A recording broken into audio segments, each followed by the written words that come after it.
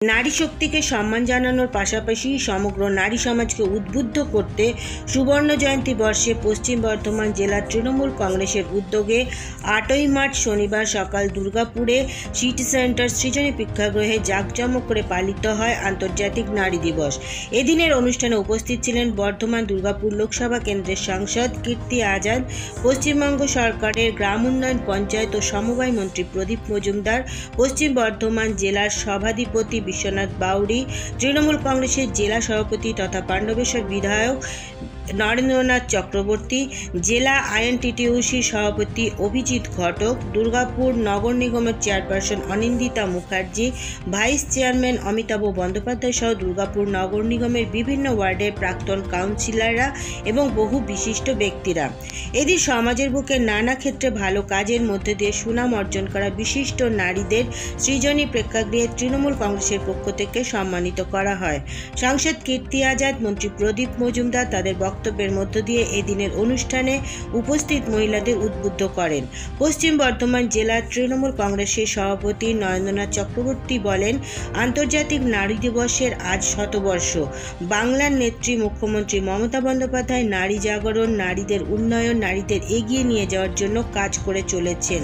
তাই আজকের দিনে জেলা তৃণমূল কংগ্রেসের পক্ষ থেকে পশ্চিম বর্ধমানের সেই রকম সাহসী মহিলাদের মধ্যে থাকা ডাক্তার, সমাজসেবিকা, সাংবাদিক, খেলোয়াড়, শিক্ষিকা, অনলাইন বুকিংয়ের ডেলিভারি মহিলারা যারা স্কুটারে চেপে লোকের বাড়িতে খাবার সহ অন্যান্য অর্ডারের জিনিস পৌঁছে দিচ্ছেন, মহিলা টোটো চালান সহ সমাজের সর্বস্তরের মহিলাদের আজ আমরা সম্মান জানানোর চেষ্টা করেছি।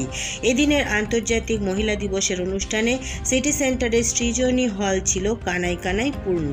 अपने पति के साथ जंगल में 14 साल बिताऊंगी। वह था त्याग नारी का, वह सीता जो आप लोगों में हम देखते हैं। और जब लोग सिया राम नहीं बोलते तो बहुत खेद होता है। अगर सिया मां मायावी रूप धारण कर रावण के साथ नहीं जाती तो रावण का वध नहीं होने वाला था और भगवान राम को इतना प्रताप नहीं मिलता। আন্তর্জাতিক নারী দিবস উদযাপনের আজকে শতবর্ষ। সারা পৃথিবী জুড়ে আজ নারীদের সম্মান, নারীদের এগিয়ে নিয়ে যাওয়ার বার্তা। বাংলার মাননীয় মুখ্যমন্ত্রী মমতা বন্দ্যোপাধ্যায়ের নেতৃত্ব বাংলায় নারী জাগরণ এবং নারীদের উন্নয়ন, নারীদেরকে এগিয়ে নিয়ে যাওয়ার গল্প।